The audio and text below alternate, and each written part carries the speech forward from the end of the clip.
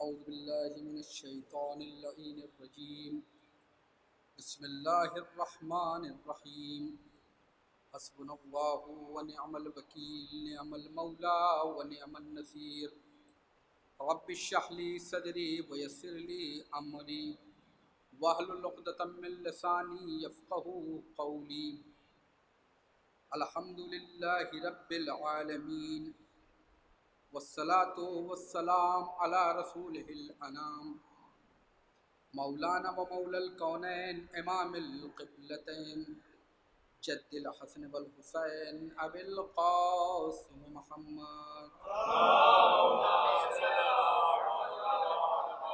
وعلى اہل بیتہ الطیبین الطاہرین المعصومین المظلومین ولعنت اللہ علی اعدائهم اجمعین اما بعد فقد قال رسول اللہ صلی اللہ علیہ وآلہ وسلم ذکر علی عبادہ درود پڑھ محمد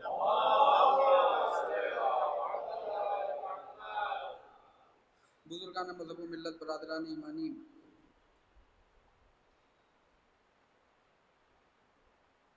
پیغمبر اسلام کی حدیث ہے کہ علی کا ذکر عبادت ہے، اور اسی حدیث شریف کی روشنی میں امام حسین علیہ السلام کی زبانی فضائل امیر المومنین علی علیہ السلام۔ امام حسین علیہ السلام کیونکہ کوئی بھی کسی کے بارے میں اتنا ہی بتا سکتا ہے جتنا وہ جانتا ہو،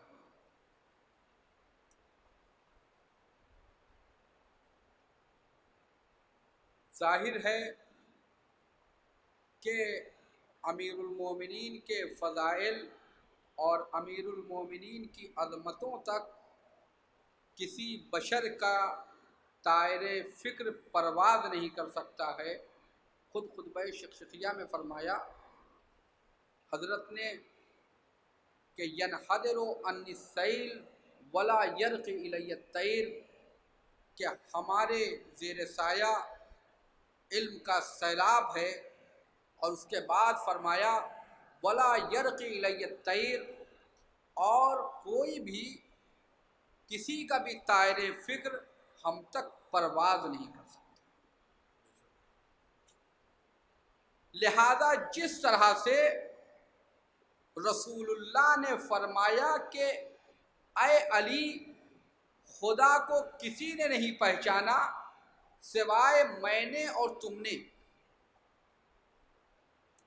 سوائے میں نے اور تم نے، اور اس کے بعد فرمایا کہ اے علی، رسول کو کسی نے نہیں پہچانا، یا تم نے یا تو خدا نے پہچانا یا تم نے پہچانا، یعنی مجھے کسی نے نہیں پہچانا۔ یعنی معرفت رسول کے لیے، عظمت رسول کے لیے کم از کم جو چیز لازم ہے وہ یہ ہے کہ ادراک رسالت کے لیے، حقیقت محمدیہ تک پہنچنے کے لیے جو چیز لازم ہے اسے کہتے ہیں فہم علوی۔ انسان یہ کفر کے ساتھ، کفر کی زندگی بسر کرنے والا انسان، کافروں کے ساتھ رہنے والا انسان، اس کی سمجھ میں رسالت مآب نہیں آئیں گے، وہ انکار ہی کرے گا رسالت مآب کا، وہ کہے گا کہ یہ توحید کے یہ وہی کچھ نہیں ہے، یہ رسالت کچھ نہیں ہے۔ اور عزیزان گرامی، میں آپ کے سامنے عرض کر دوں، اس کے کم از کم علی جیسا ہو۔ پھر اس کے بعد فرمایا علی کو بھی، اے علی تم کو بھی کسی نے نہیں پہچانا، یا خدا نے پہچانا یا میں نے پہچانا۔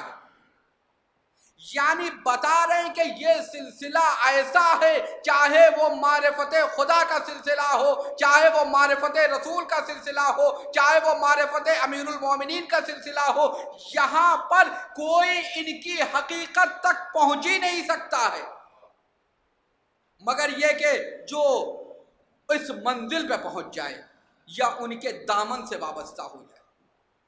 اور میں نے اس سے پہلے بھی مسجد میں مجلس میں نے بیان کیا تھا کہ یہاں پر بعض چیزیں جو ہماری عقائد کی دنیا ہے، جو دنیا ہماری عقائد کی دنیا ہے، جو اسلام میں عقائد بیان ہوئے ہیں، اس میں ایسا نہیں ہے کہ کوئی ایک چیز کو جائے، مثلا آپ کسی کے یہاں دعوت پہ جائیے، وہاں پہ 10 طرح کے کھانے ہوں، ایک کھانا کھائیے، یہ ہمارے لیے فائدے کا ہے، دوسری چیز ہمارے فائدے کی نہیں ہے، یہ کوئی کھانے پینے والی چیز نہیں ہے، یہ عقیدہ ہے۔ یہاں ہر ایک چیز کو ماننا ہوگا، یہ زنجیر کی طرح ہے، سارے عقائد زنجیر کی کڑیوں کی طرح ہیں، اگر ایک خراب ہوا، ایک کو چھوڑا تو پوری زنجیر خراب ہو، اگر ایک کا انکار کیا تو پوری زنجیر کا انکار ہوگا۔ اور پھر ابتدا میں انسان ایک کا انکار کرتا ہے، پھر دھیرے دھیرے پوری کڑی کا انکار کر دیتا ہے۔ پہلے ایک کڑی کا انکار کیا، پھر اس کے بعد پوری زنجیر کا انسان انکار کر دیتا ہے، اور اس کی مثال تاریخ میں یزید ہے۔ یزید نے سب سے پہلے قرآن کا انکار کیا، کہا وہی کوئی چیز نہیں، نماز کوئی چیز نہیں ہے، مذاق اڑایا کہ قرآن میں اللہ نے نمازیوں کے اوپر ویل نہیں کیے، شراب کے نشے میں جام شراب کو منہ میں لگاتے ہوئے کہا وہ شعر بڑا کفر آمیز، لیکن نمازیوں کے اوپر وائے کی ہے کہ ویل للمصلین، لیکن ویل للشاربین نہیں کہا ہے، شراب پینے کے والوں کے اوپر اللہ نے ویل نہیں کی ہے۔ مذاق اڑایا قرآنی آیات کا۔ دنیا سمجھ رہی ہے کہ حسین ابن علی سے یہ مقابلہ ہے، حسین ابن علی خروج کر رہے ہیں، یہ حسین و یزید کا مسئلہ ہے۔ یہ حسین و یزید کا مسئلہ نہیں تھا، یہ پورے سلسلہ ولایت الہیہ کا مسئلہ تھا۔ پہلے اس نے قرآن کا انکار کیا، پھر اہل بیت کا انکار کیا، پھر اس کے بعد اس نے رسالت کا بھی انکار کر دیا، کہنے لگا کہ وہی کوئی چیز نہیں ہے، یہ تو بنی ہاشم کا ڈھونگ ہے، اور اس کے بعد آخر میں اس نے خدا کا بھی انکار کر دیا۔ یزید کی 3 سالہ حکومت ہے، اور 3 سالہ حکومت میں پہلے سال اس نے امام حسین کو قتل کیا، یعنی امامت کا مخالف ہوا۔ دوسرے سال اس نے مدینے پہ حملہ کیا، مسجد النبوی میں گھوڑے بندھوا دیے، یعنی رسالت کا انکار کیا۔ تیسرے سال اس نے خانہ کعبہ پہ منجنیق سے حملہ کروا دیا، یعنی توحید پہ حملہ کر دیا۔ یہ بتا رہا ہے کہ دیکھو یہ سلسلہ ہے، جس طرح سے ہدایت کے سلسلے میں ہے کہ جب تک امامت کو نہیں مانو گے تب تک تمہارا عقیدہ توحید صحیح نہیں ہوگا، اسی طریقے سے اگر تم نے امامت کی توہین کی ہے گویا تم نے عقیدہ توحید کی توہین کی ہے، عقیدہ توحید کی توہین کی ہے، اور یہ انسان کے لیے واقع واضح ہونا چاہیے۔ انسان کے لیے چاہے وہ امام یزید نے کیا خط لکھا حاکم مدینہ کو، یزید نے لکھا خط کہ حسین ابن علی سے بیعت لو، اور اگر وہ بیعت نہ کریں تو ان کا سر بھیج دیں۔ یزید نے حسین کو ایک شخص میں سمجھا، یزید نے حسین کو ایک شخص میں سمجھا، ایک فرد میں سمجھا۔ اس نے سوچا کہ ہماری ساری مشکل حسین، ہمارے ہر باطل کے سامنے کوئی ڈٹ کے آئے گا تو وہ حسین ہے، لہذا اگر حسین کو ختم کر دیں گے تو ہماری تمام مشکلات آسان ہو جائیں گی۔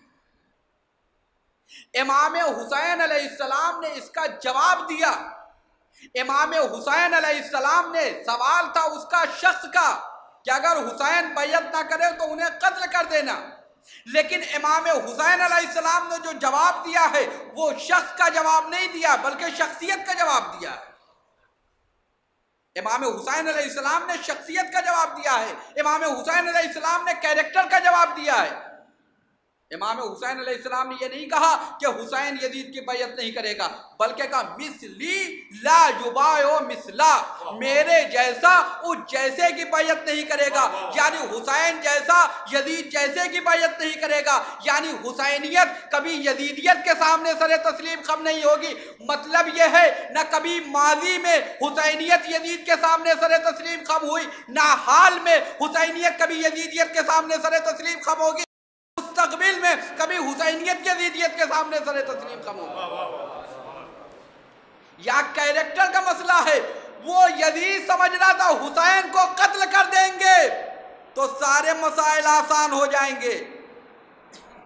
دیکھیے جو انسان اگر اپنے عمل پہ کوئی پچھتا رہا ہے، آپ یہاں مجلس میں آئے ہیں اور بعد میں کبھی کوئی یہ نہیں کہا کہ میں کیوں چلا گیا مجلس میں، نہیں جانا چاہیے تھا. مسجد میں کوئی آیا، یہ تو کہنے والے ہوں گے کہ ارے آج دیر ہو گئی، میں نے نماز نہیں پڑھی، مجھے پڑھ لینی چاہیے تھی وقت پہ. لیکن جس نے نماز پڑھ لی ہو وقت پہ، وہ یہ نہیں کہے گا، وہ نہیں پچھتا ہے. آپ نے ملاحظہ فرمایا، جو اپنے کام میں محکم ہوتا ہے، جو حق پہ ہوتا ہے، جو انصاف پہ ہوتا ہے، جو نیکی کے اوپر ہوتا ہے، وہ کبھی پچھتاتا نہیں. تاریخ کربلا اٹھا کے دیکھ لیجئے، کربلا کی تاریخ میں شرمندگی کس کی جانب ہے؟ حسین کی جانب ہے یا یزید کی جانب ہے؟ شہدائے کربلا شہید ہوئے، اسیران کربلا کی منزل آئی، تمام مصائب جھیل رہے ہیں، لیکن کہیں پہ شرمندگی نہیں ہے. یعنی مظلوم اپنے ظلم پہ ظلم سہے جا رہے ہیں، لیکن ہر جگہ ثابت قدم ہے، لیکن ظالم ظلم کر کے شرمندہ ہے. یعنی وہ یہ سمجھ رہا تھا کہ ہم نے حسین کو قتل کر دیا، لہذا حسین ہماری مشکل آسان ہو جائے گی. لیکن وہ یہ بھول گیا تھا مسئلہ حسین ایک شخص کا مسئلہ نہیں ہے، بلکہ یہ شخصیت کا مسئلہ ہے، یہ مسئلہ کیریکٹر کا مسئلہ ہے، یہ مسئلہ یہ سلسلہ ایک پورا سلسلہ ہے، ہدایت کا سلسلہ ہے، یہ ولایت کا سلسلہ ہے، یہ امامت کا سلسلہ ہے، یہ ختم ہونے والا نہیں ہے. اور امام حسین علیہ السلام نے یہی کام کیا. جب کربلا سے پہلے امام حسین علیہ السلام نے اس کو واضح کیا اور تمام چیزوں کو واضح کیا. جو چیز میں نے کل آپ کے سامنے بیان کی تھی خطبہ منع کے سلسلے میں، جو امیر المومنین کے فضائل بیان کیے ہیں، اس میں سے پہلی فضیلت بیان کی تھی کہ رسول اللہ کے بھائی ہیں. دوسری فضیلت بیان کی ہے حدیث سد الابواب، جسے کہتے ہیں سد الابواب. امام حسین علیہ السلام نے جتنے لوگ حاضر تھے ان سے کہا خدا کی قسم دیتا ہوں تمہیں، میں جو یہ کہہ رہا ہوں اگر یہ سچ ہے تو تم لوگ تصدیق کرنا، اور صرف تصدیق نہ کرنا بلکہ اپنے علاقوں میں جا کے اسے بیان بھی کرنا. حاضرین غائبین کو بتائیں گے، کہا یہ بتاؤ کہ رسول اللہ نے تمام لوگوں کے گھر کے دروازے مسجد میں جو کھلتے تھے سب کے بند کروا دیے، سوائے امیر المومنین علی ابن ابی طالب کے دروازے.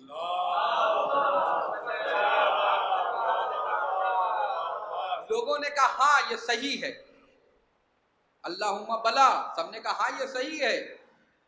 اس کے بعد یہ خطبہ منع میں موجود ہے، امام حسین علیہ السلام نے کہا کیا تم لوگ اس بات کی بھی گواہی دو گے کہ جناب عمر بن خطاب نے کہا یا رسول اللہ ہمارے گھر کا جو روشن دان ہے وہ مسجد میں کھلتا ہے، کم از کم ہم اس روشن دان سے مسجد کے میں دیکھتے رہے، کیا اتنی اجازت ہے؟ کہا نہیں، روشن دان کی بھی اجازت نہیں. کہا اللہم بلا، اس کی بھی لوگوں نے تائید کی. امام حسین علیہ السلام کچھ سوچ کر کچھ سمجھ کر ولی خدا ہیں. ولی خدا کا کوئی بھی قول و فعل عبث نہیں ہوتا ہے، عبث نہیں ہوتا ہے، بلکہ اس میں حکمت ہوتی ہے. اور پھر یہ کیا ہے سد الابواب، کہ رسول اللہ جب مدینے میں آئے ہیں تو مسجد النبوی کی زمین خریدی ہے اور اس کے اطراف کی زمین لی ہے، مسجد تعمیر کروائی پیغمبر نے، اور اس کے اطراف میں پیغمبر نے 10 حجرے بنوائے. 20 میں ایک حجرہ پیغمبر اسلام نے امیر المومنین کو دیا تھا جس میں جناب سیدہ رہتی تھی، اور 9 حجرے آپ کی زوجات کے تھے. 9 حجرے آپ کی زوجات کے تھے، بیچ میں ایک حجرہ تھا جو امیر المومنین کا تھا. جتنے مسلمان تھے مہاجر، انہوں نے بھی اطراف مسجد میں اپنے حجرے بنوائے. ان کے گھر کے 2 دروازے تھے، ایک دروازہ سڑک پہ کھلتا تھا، دوسرا دروازہ مسجد میں کھلتا تھا، مسجد میں آتے تھے، مسجد سے چلے جاتے تھے، اپنے گھر سے مسجد میں آتے تھے۔ پیغمبر نے کہا کہ ہمارا حکم خدا ہوا، اب یہ روایت ہے، اس کو احمد بن حنبل نے اپنی مسند میں بھی لکھا ہے، اور اس کے علاوہ دوسری تمام اہل سنت اور شیعہ کتابوں میں تو ہے ہی ہے، کہ اس میں ہے کہ پیغمبر نے کہا، دعا کی کہ پروردگار، جو دعا جناب موسیٰ نے کی تھی کہ پروردگار ہماری مسجد کو طاہر کر دے ہمارے بھائی ہارون کے لیے، تو حکم ہوا تھا کہ اے موسیٰ، یہ مسجد جو تمہاری ہے یہ صرف تمہارے اور تمہارے بھائی ہارون کے لیے ہے، کہ اس میں یہ سو سکتے ہیں، اس میں یہ رہ سکتے ہیں، بقیہ کسی کے لیے نہیں ہے یہ مسجد۔ لہذا پروردگار، میں کہتا ہوں یہ میری مسجد ہے، یعنی مسجد النبوی، اس کو میرے بھائی علی کے لیے پاک و پاکیزہ کر دیں، میرے اور میرے بھائی علی کے لیے۔ تو حکم ہوا کہ اے یا رسول اللہ، آپ جتنے بھی گھر کے دروازے سب بند کروا دیجئے، سوائے آپ کے گھر کا دروازہ کھلے گا، دوسرے امیر المومنین کے گھر کے دروازہ کھلے گا، اس کے علاوہ کسی کے گھر کے دروازہ، حتیٰ کہ روشن دان کھلنے کی اجازت نہیں ہے۔ اب روایت ہے جب اموی کارخانے میں روایتیں ڈھالی جانے لگی تو اس میں کہا گیا کہ فلاں کے گھر کی کھڑکی کھلی ہوئی تھی،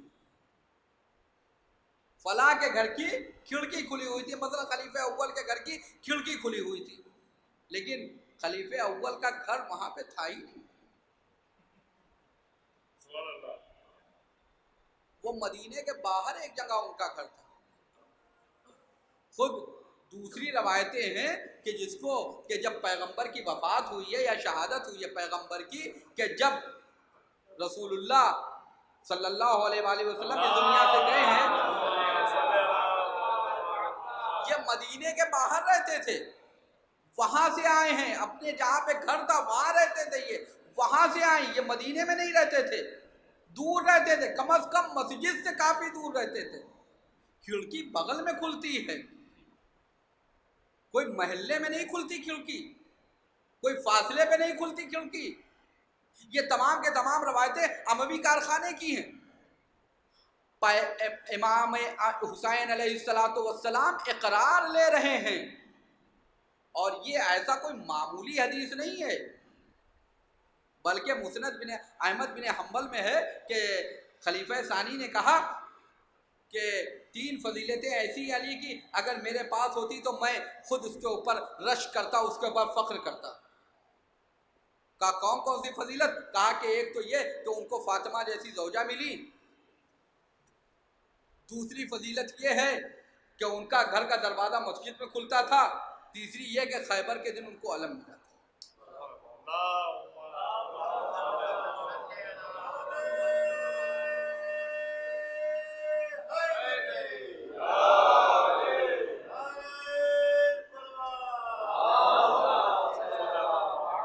نافع جو خلیفہ ثانی کے غلام ہیں وہ کہتے ہیں، مسند بن احمد بن حنبل کی روایت ہے کہ وہ جو غلام ہیں وہ کہتے ہیں کہ میں نے ایک مرتبہ عبداللہ ابن عمر سے پوچھا، عبداللہ ابن عمر سے پوچھا میں نے کہ یہ بتاؤ رسول اللہ کے بعد سب سے برتر کون ہے؟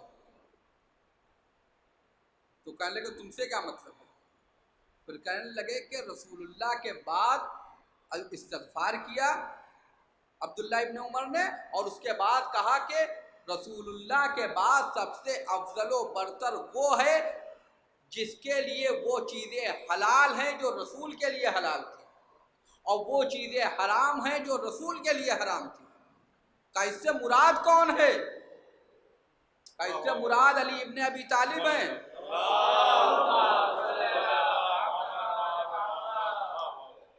آج چاہنے والے کسی کو بھی افضل و مفضول بنا دیں، لیکن جو بیٹا ہے وہ بتا رہا ہے کہ برتر کون ہے۔ ایک صلوات پڑھ دے محمد والے۔ یہ روایت ہے۔ کہا کہ برتر کون ہے؟ کہا کہ وہ جس کے لیے وہ چیزیں حلال تھی جو رسول کے لیے حلال تھی، وہ چیزیں حرام تھی جو رسول کے لیے حرام تھی۔ لوگوں کے لیے مسجد النبوی میں دروازہ کھولنا حرام تھا، لیکن رسول کے لیے، علی کے لیے جائز تھا۔ لوگوں کے لیے مسجد نبوی میں سونا حرام تھا لیکن علی اور نبی کے لیے جائز تھا. یہ برتری کا معیار ہے. تو جب برتر وہ ہے لوگوں میں رسول کے بعد جس کے لیے وہ چیزیں جائز ہیں جو رسول کے لیے جائز ہیں، وہ چیزیں ناجائز ہیں جو رسول کے لیے ناجائز ہے، تو پھر رسول کی وراثت کیسے کسی بدتر کو ملے گی، کسی کمتر کو کیسے ملے گی؟ یہاں یہ سوال ہوتا ہے. اور عزیزان گرامی، یہ مسئلہ جو خلافت کا آیا ہے، خود جناب امیر المومنین نے خلیفہ دوم کے قتل کے بعد جب یہ 6 نفرہ شورا بیٹھی ہے خلیفہ کے چناؤ کے لیے اور اس میں خلیفہ ثالث کا انتخاب ہوا ہے، وہاں پر امیر المومنین نے اسی حدیث سے استدلال کیا ہے.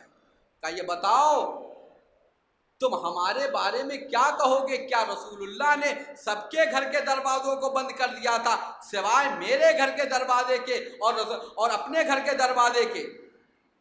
کہا یہ بات صحیح ہے، یہ استدلال کیا ہے. ہم اس بات کو اہمیت دیں یا نہ دیں، لیکن دشمن اس بات کو اہمیت دے رہا ہے. دشمن اس بات کو اہمیت دے رہا ہے. امام حسین علیہ السلام اقرار لے رہے ہیں ایک ایک حدیث کا، اور امام نے کہا حاضرین غائبین کو بتائیں، جا کر تربیت کریں غائبین کی اور بتائیں کہ ہاں یہ رسول اللہ نے کہا تھا، یہ رسول اللہ نے فرمایا تھا کہ سوائے ہمارے اور علی کے گھر کے دروازے کے کسی کے گھر کا دروازہ مسجد میں نہیں کھلے گا.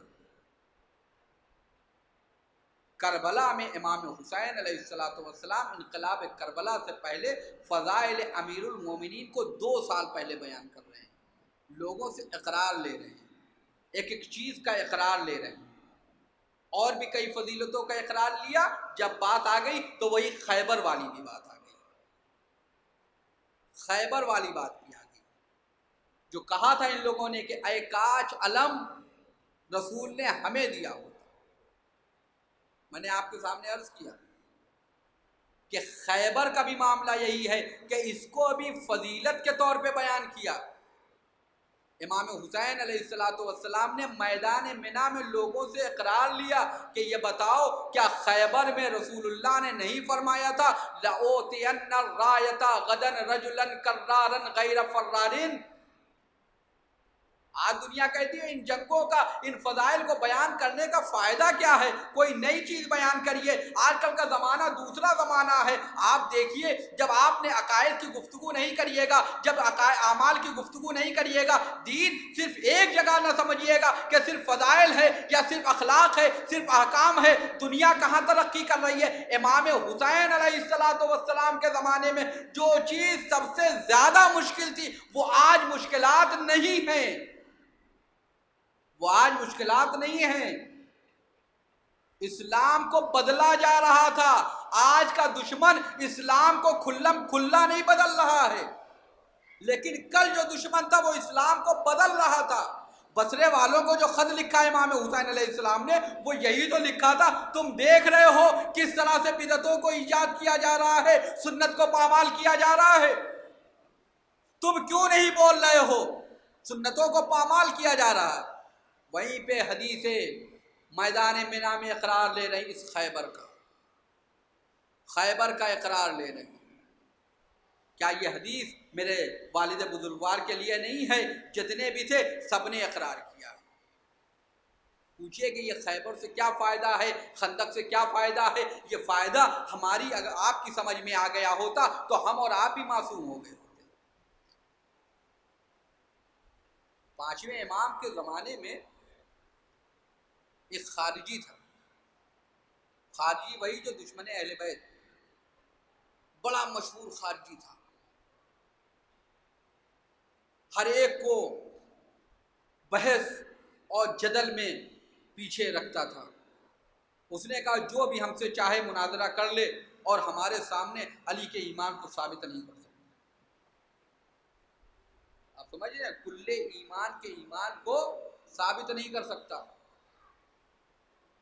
5ویں امام کے سامنے آیا، امام نے اس کے سامنے اسی حدیث خیبر کو بیان کیا. کہا یہ اس کو بات کو مانتے ہو حدیث خیبر کو؟ کہاں اسے ہم مانتے ہیں؟ کہا آپ کیا کہتے ہو؟ اس میں کیا جملے ہیں حدیث خیبر میں؟ حدیث رایت جسے کہتے ہیں، لَأُوتِيَنَّ الرَّایَةَ، یعنی کل میں علم اسے دوں گا، رایت کل میں علم اسے دوں گا، رایتہ غدن کل میں اسے علم دوں گا، غدن رجلن جو مرد ہوگا، کرارن کرار ہوگا، یعنی آگے بڑھ بڑھ کے حملہ کر رہا ہوگا، غیر فرار غیر فرار ہوگا، بھاگنے والا نہیں ہوگا،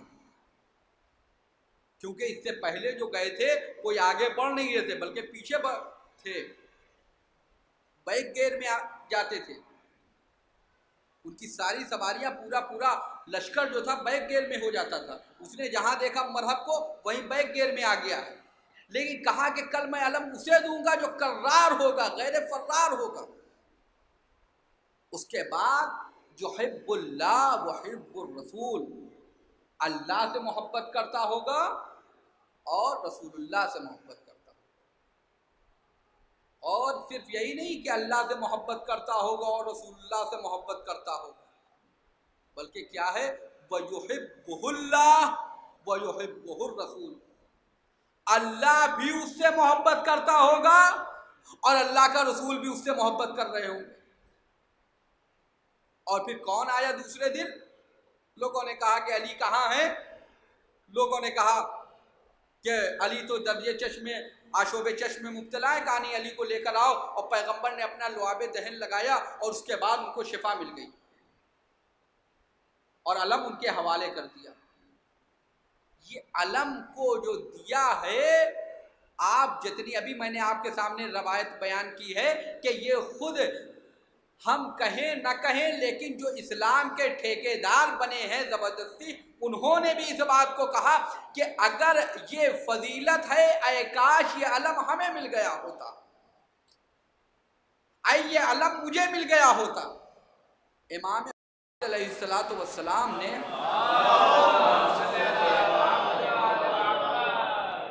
کہا یہ بتاؤ کہ کیا اللہ اور رسول کسی غیر مومن سے محبت کر سکتے ہیں؟ کسی غیر مومن سے محبت کر سکتے ہیں؟ تو خارجی نے کہا یہ جو آپ کہہ رہے ہیں کہ اللہ رسول محبت کرتے تھے، یہ حدیث صحیح ہے لیکن یہ حکمیت سے پہلے کی ہے۔ کہا یہ بتاؤ کہ اللہ رسول کسی کے بارے میں کیا اللہ کا علم ہے کہ جس کے بارے میں وہ فیصلہ کر رہا ہے کہ آگے چل کے وہ نیک بنے گا یا مومن بنے گا یا گمراہ ہو جائے گا، کیا اللہ کو اس کا علم ہے یا نہیں ہے؟ اب اگر وہ کہہ دے کہ اللہ کو علم نہیں ہے، اگر بغض علی کی بنیاد پر کہہ دے کہ اللہ کو علم نہیں ہے، اللہ کو علم نہیں تھا، تو صرف عقیدہ امامت نہیں خراب ہوگا، عقیدہ توحید بھی خراب ہوگا، عقیدہ توحید بھی خراب ہوگا۔ یاد رکھیے گا ایسا نہیں معاملہ ہے جو میں نے ابتدائے کلام میں عرض کیا تھا کہ اگر کوئی امامت کا انکار کر رہا ہے تو اس کا مطلب یہ نہیں کہ وہ صرف امامت کا انکار کر رہا ہے، بلکہ امامت کے ساتھ ساتھ وہ توحید کا بھی انکار کر رہا ہے، توحید کا بھی انکار کر رہا ہے۔ کہا کہ کیا اس بات کا ہے کہ اللہ کو نہ پتا ہو کہ آگے چل کے، کہا اس بات کا معلوم ہے، تو کہا کیا اللہ کو اس کا علم نہیں تھا کہ آگے چل کے یہ حکمیت کا مسئلہ ہوگا اور علی ایسا ایسا کریں گے، اور اس کے باوجود اللہ محبت کا اعلان کر رہا ہے؟ بس وہ خارجی خاموش ہو گیا، وہ ادھر ادھر کی بات کرنے لگا۔ امام نے کہا کہ سنو، اب تم ہار گئے ہو، تم اپنی شکست قبول کر لو۔ اب آپ بتائیے کہ یہ حدیث خیبر ہے، یہ حدیث رایت ہے جو اس بات کر رہی ہے حقانیت مذہب اہل بیت کو، مذہب اہل بیت کی حقانیت کو ثابت کر رہی ہے، اور کربلا میں اسی بات کی جانب لوگوں کو متوجہ کیا گیا، کربلا میں اسی بات کی جانب لوگوں کو متوجہ کیا گیا۔ کربلا میں نے آپ کے سامنے عرض کیا، کربلا وہ میدان ہے، وہ محور ہے، وہ میزان ہے کہ جہاں پر اگر سود برابر بھی حق ہے تو وہ ایک طرف حق کی طرف ہے، اگر سود برابر بھی باطل ہے تو وہ اس طرف۔ کربلا میں سارے رشتے ختم ہو گئے تھے، سارے رشتے ختم ہو گئے تھے، دنیا کا کوئی رشتہ بھی حق کو حقیقت سے نہیں روک سکا، نہ باپ بیٹے کا رشتہ روک سکا، نہ باپ بیٹی کا رشتہ روک سکا، نہ بھائی بھائی کا رشتہ روک سکا، کوئی رشتہ نہیں۔ جو حق پہ تھا وہ لشکر حسین میں تھا، جو باطل میں تھا وہ لشکر ابن زیاد میں تھا۔ کربلا محور ہے حق و حقیقت کا، اور تاابد یہ محور رہے گا۔ کربلا دنیا کی محبت ہے، کربلا والے یہی درس دے رہے ہیں، اگر حق پہ ہو تو پھر نہ تمہیں دنیا کی محبت ہونی چاہیے نہ دنیاوی رشتوں کی محبت ہونی چاہیے، جو حق ہے اسے مانو۔ کربلا والوں نے، شہدائے کربلا نے اپنی جان مال عزت آبرو حتیٰ کہ اپنی رشتہ داریوں کا خیال نہیں کیا۔ جو حق والے تھے وہ لشکر حسین میں تھے، جو باطل والے تھے وہ لشکر ابن زیاد میں تھے۔ دو کردار ہیں۔ آج شب جمعہ ہے، آج دعا پڑھی جاتی ہے شب جمعہ میں۔ کون سی دعا مشہور ہے شب جمعہ میں پڑھنے کے لیے؟ دعائے کمیل، دعائے کمیل۔ جناب کمیل امیر المومنین کی محبت میں اپنی جان دے دیتے، اور جناب کمیل بن زیاد نخعی، اور دوسرا انہی کا بھائی حارث ابن زیاد نخعی، یہ ملعون جناب مسلم کے بچوں کا قاتل ہے۔ آج دوسری محرم ہے، امام حسین علیہ السلام نے اسی چیز کو کربلا پہنچ کے کہا، کیا فرمایا؟ الناس عبید الدنیا والدین لائق علی السنتین۔ کربلا کے میدان میں جو پہلا خطبہ دیا ہے امام حسین نے، وہاں پہ یہی فرمایا کہ لوگ دنیا کے بندے ہیں، دین تو ان کی زبان کا لقلقہ ہے، دین تو ان کی زبان کا چٹخارا ہے۔ سب کہتے ہیں کہ ہم اللہ والے ہیں، سب کہتے ہیں امام حسین والے ہیں، سب کہتے ہیں ہم قرآن والے ہیں، سب کہتے ہیں کہ ہم اسلام والے ہیں، لیکن اس وقت تک جب تک کہ ہماری دنیا محفوظ ہے۔ جہاں دنیا کو خطرہ ہوا وہیں ساری مصلحتیں اور رواداری سامنے آ جاتی ہیں۔ اور صرف یہ نہیں مسئلہ ہے کہ آپ کہیے کہ فلاں کے اوپر کمنٹس ہے، فلاں کے اوپر کمنٹس ہے، یہ کسی کے اوپر کمنٹس نہیں ہے۔ ہر آدمی اپنے خود کا محاسبہ کر لے، ہم خود کیا ہیں، ہم خود کیا ہیں، ہم کہاں پہ کھڑے ہیں، ہم کتنا دین کو سنجیدگی سے لے رہے ہیں۔ یہ کسی کے اوپر کمنٹس کی بات نہیں ہوتی ہے، یہ ہر آدمی خود دیکھے۔ یزیدیت کو امام سجاد نے، کربلا والوں نے ختم کیا، اس کو شکست دے دی، لیکن یہ یزیدی افکار اور یہ باطل افکار جو ہمارے نفسوں پہ حکومت کر رہے ہیں، اس کو کون شکست دے گا؟ اسے تو ہمیں شکست دینی ہے۔ اس کو کون شکست دے گا؟ اسے تو ہمیں شکست دینی ہے۔ ہم کتنا سنجیدہ ہیں قرآن کے سلسلے میں، حرمت قرآن کے سلسلے میں، ہم کتنا سنجیدہ ہیں رسول کی رسالت کے سلسلے میں، ہم کتنا سنجیدہ ہیں امامت کے سلسلے میں۔ صرف لقلقہ زبانی نہیں ہے بلکہ عمل چاہتا ہے، یہ ثابت کرنا ہوگا عمل کے میدان میں۔ کربلا والوں نے یہ ثابت کیا ہے۔ کربلا پوری بشریت کے لیے نمونہ عمل ہے۔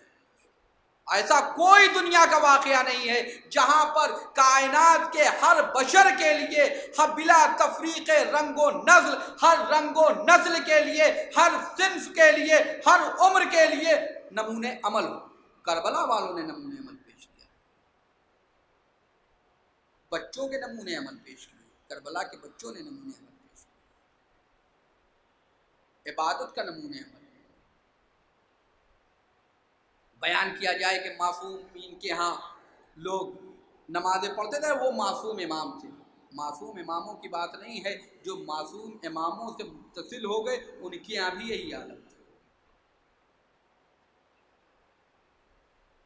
اگر ہم نے تربیت محبت علی پہ کی ہے یا ہماری تربیت محبت علی پہ ہوئی ہے، اگر ہماری تربیت محبت اہل بیت پر ہوئی ہے تو ہمارے اندر بھی وہی کردار ہونا چاہیے جو اہل بیت کا کردار تھا۔ اور جناب مسلم کے بچوں نے कोई चीज़ का मुतालबा नहीं किया है। खाना पानी कम आता था कैद खाने में, ये मसाइब के जुमले, लेकिन आप गौर फरमाइएगा दीदो, खाना पानी कम आता था लेकिन कभी नहीं कहा कि मेरे लिए खाना लेके आओ या मेरे लिए पानी लेके आओ। सामने मौत है, मालूम है कत्ल कर दिए जाएंगे, किसी चीज का मुतालबा नहीं है। अगर मुतालबा किया है बस हमें वजू करके 2 रकत नमाज पढ़ने, बंदगी का मुतालबा है। ये बड़ों की बात नहीं है, बच्चों की बात है। करबला के बच्चों ने वो नमूने पेश किए हैं, दुनिया के मर्द और बड़े भी उसका नमूना नहीं पेश कर सकते। करबला के बच्चों के वो नमूने। हाँ दीदो, दूसरी मुहर्रम है, इमाम हुसैन अलैहिस्सलाम राह करबला में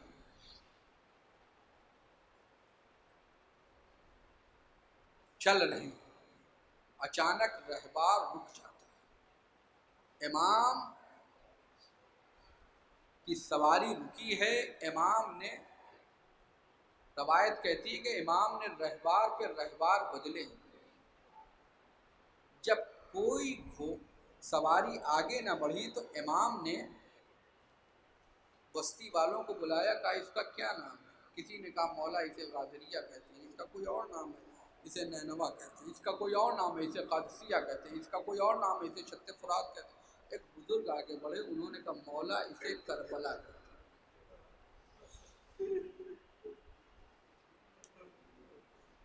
इमाम ने खाके करबला को उठाया और सूंघा, कहा कि हाँ यही करबला है, यही हमारे ख़याम नस्ब होंगे, यही हमारा खून बहेगा। बनी असद हम ये ज़मीन ख़रीदना चाहते हैं। आका ये ज़मीन आप ही की है। कहा नहीं बनी असद, हमें ख़रीदनी है ज़मीन। कीमत तय हुई, इमाम ने कीमत अदा की। वो कहने लगा कि मौला ना लीजिए ये ज़मीन, यहाँ कोई भी नबी या वली आया उसे सुकून नहीं मिला। आपके वालिद बुजुर्गवार आए थे, उनको भी सुकून नहीं मिला था। गाय बनी असद ये ज़मीन मेरे लिए खल्क हुई है और मैं ये ज़मीन के लिए खल्क पैदा हुआ हूँ। इमाम हुसैन अलैहिस्सलाम ने वो ज़मीन को ख़रीदा। बनी असद ये ज़मीन हम वापस कर देंगे तुम्हें, लेकिन कुछ शर्तें हैं। उसमें से इमाम ने कुछ शर्तें बयान की, जिसमें से एक ये है कि जब हम कत्ल हो जाएं, हम शहीद कर दिए जाएं, तो हमारे जनाज़ों को दफन करें, और जब कोई हमारा ज़ायर आए तो उसको 3 दिन तक मेहमान रखें, ताकि ज़ियारत करने वाले को एहसास हो कि इसी सरजमीन पर मेरा आका 3 दिन का भूखो प्यासा शहीद किया गया। बनी असद तुम जाओ अपनी ख़वातीन को भेजो। बनी असद की ख़वातीन आई। मौला ने कहा ऐ कनीज़ान खुदा, अगर तुम्हारे मर्द ना निकले तो तुम आ जाना, हमें दफन कर देना। बच्चों को बुलाया, बच्चों को खजूरें दी, प्यार किया। बच्चों अगर तुम्हारे वालिदैन ना आए तो खेलते हुए आना, उसके साथ हमारे जनाज़ों पर हमारे जनाज़ों पर रख देना। हाँ अज़ीज़ों, इमाम हुसैन अलैहिस्सलाम को कितनी तमन्ना है दफन होने की, और दफन के लिए कितनी। अज़ीज़ों हुआ भी यही कि ख़वातीन बनी असद 12वीं मुहर्रम को निकली हैं। रवायत कहती है कि पहला जो यजीदियत के ख़िलाफ़ जो पहली जो आवाज़ उठाई बनी असद की ख़वातीन ने उठाई। मर्दों से कहा चलो दफन कर दिया जाए फ़र्जंद ज़हरा को, लेकिन कहा नहीं जाएंगे। तो एक मरतबा ख़वातीन ने बेलचे और कुल्हाड़ियाँ ली हैं और लेके चली हैं। जब मर्दों ने देखा उनकी गैरतें को उनकी गैरतों ने ललकारा, तो एक मरतबा अपनी ख़वातीन के हाथों से वो सामान लिया और ख़ुद गए हैं और जाके दफन किया। हाँ अज़ीज़ों, इमाम हुसैन अलैहिस्सलाम दूसरी मुहर्रम है। दूसरी मुहर्रम को उन बच्चों के मसाइब पढ़े जाते हैं जो करबला में नहीं बल्कि कूफे में शहीद हुए हैं। बच्चे साल भर से कैद खाने शाम में। मुस्लिम को अल्लाह ने 4 बेटे दिए थे जो करबला में शहीद हो गए, 2 कूफे में शहीद हो गए। عجب نہیں جب جناب مسلم کی زوجہ کوفے میں آئی ہو، دارالعمارہ کے اوپر اپنے شوہر کے سر کو دیکھا ہو، ایک مرتبہ کہا ہو کہ اے میرے والی و وارث، اے میرے صاحب، جو بچے ہمارے ساتھ تھے وہ آقا حسین پہ قربان ہو گئے، اے والی و وارث میرے 2 پھول تمہارے ساتھ تھے وہ کہاں ہیں؟ بچے قید خانے میں ہیں۔ ہاں عزیزو، بچوں کو قید خانے سے رہائی ملی، داروغہ زندان کو اس جرم میں قتل کیا گیا ہے، اور اس کے بعد بچے راستہ بھٹک گئے ہیں، اور اس کے بعد ایک مرتبہ دل کے اجالے میں گئے ہیں، ایک درخت کے اوپر بیٹھے ہوئے ہیں، اچانک کنیز خدا آئی اور اس نے آ کے پانی جیسے ہی کنویں میں ڈول ڈالنی چاہی، 2 چاند سی صورتیں نظر آئیں، سر کو اوپر اٹھایا، کون ہو؟ ڈر گئے بچے، سہم گئے بچے، کہا میں نہیں بتاؤں گا، کہا نہیں بتا دو، کہا جان کی امان ہو تو بتا دے، بچے سہمے ہوئے ہیں۔ چاند سی صورتوں نے کہا ہم مسلم ہیں، مظلوم کے یتیم ہیں، بچوں کو بلایا، اپنے ساتھ لے گئی، اپنی مالکہ سے کہا کہ یہ بچے ہیں، یہ رسول اللہ کے خاندان کے بچے ہیں، یہ مسلم کے بچے ہیں۔ مالکہ مومنہ ہے، ایک مرتبہ بچوں کو منہ دھلایا، زلفیں تراشی، ناخنوں کا تراشا، بڑی محبت سے رکھا، کھانا کھلایا، بچوں کو گھر یاد آ گیا ہوگا، اپنی ماں یاد آ گئی ہوگی، بچوں کو ایک گوشے میں، ایک کمرے کے ایک گوشے میں بستر لگا دیے، شہزادوں یہ کنیز خدا تمہاری خدمت کر رہی ہے، شفاعت کر دینا۔ بچوں کو سلا دیا، اس کا شوہر آیا ہے نصف شب پہ، حارث ملعون آیا ہے۔ زوجہ نے کہا یہ کوئی وقت ہوتا ہے گھر آنے کا؟ تمہیں نہیں معلوم ہمیں ابن زیاد سے انعام لینا ہے۔ کہا کس بات کا انعام لینا ہے؟ کہا مسلم کے بچے غائب ہو گئے ہیں، ہمیں مسلم کے بچوں کو ڈھونڈنا ہے، ہمیں ابن زیاد سے انعام لینا ہے۔ مومنہ نے کہا کیا تجھے رسول اللہ سے شرم نہیں محسوس ہوتی ہے؟ کیا تجھے رسول اللہ سے شفاعت کی امید نہیں ہے؟ تو کیسے اس طرح کا اقدام کر سکتا ہے؟ وہ اس نے خیر اپنے شوہر کو سلا دیا۔ اچانک دونوں بھائی سوتے سوتے بیدار ہوئے، دونوں بھائی گلے لگ کے رونے لگے۔ ایک بھائی نے دوسرے بھائی سے کہا بھیا تمہاری آنکھ کیسے کھلی؟ بھیا ابھی میں نے عالم خواب میں دیکھا ہے، رسول اللہ ہے، امیر المومنین ہے، امام حسین ہے۔ ایک مرتبہ اب میرے بابا مسلم ہے۔ بابا نے کہا بچوں تمہاری مصیبت کے دن تمام ہوئے، اے بچوں تو ہمارے پاس آنے والے ہو۔ ہاں عزیزو، اسی طرح کا خواب، ایک خواب مدینے میں دیکھا گیا تھا، فاطمہ نے دیکھا تھا، اے فاطمہ تمہاری مصیبت کے دن تمام ہوئے۔ قید خانے شام میں پوتی نے دیکھا تھا، اے سکینہ تیری مصیبت کے دن تمام ہوئے۔ جزاکم ربکم خیر الجزا۔ ایک مرتبہ ظالم چراغ کو لے کے آ گیا، تم کون ہو؟ بچے ڈر گئے، سہم گئے، کہا کہ ہمیں کچھ کہو گے تو نہیں؟ کہا نہیں کہوں گا، اپنا تعارف کراؤ۔ کہا مسلم کے بچے ہیں۔ ایک مرتبہ ظالم کو غصہ آ جاتا ہے، زلفوں کو تھامتا ہے، وہ معصوم سے چہرے ان پہ تماچے لگانے شروع کر دیتا ہے، ستون خانہ سے باہر، اور اس کے بعد رات بھر بچے بندے رہے۔ صبح لے کے فولاد کی جانب چلا، زوجہ نے کہا بچوں مجھے معاف کرنا، مومنہ نے کہا بچوں مجھے معاف کرنا، لے کے گیا ہے۔ بچوں نے کوئی تمنا نہ کی سوائے اس تمنا کے، سوائے ایک تمنا کے ارے ہمیں 2 رکعت نماز پڑھنی ہے، وضو کر لینے دو، نماز پڑھ لینے دو۔ ادھر نماز تمام ہوئی ہے، بچوں نے ہاتھوں کو بلند کیا، یا اللہ یا احکم الحاکمین احکم بیننا و بینہ بالحق، اے سب سے اچھا فیصلہ کرنے والے میرے اس ظالم کے درمیان فیصلہ کر دے۔ ظالم کی تلوار چلی، سر و تن میں جدائی ہوئی۔ واہ مسلمان واہ۔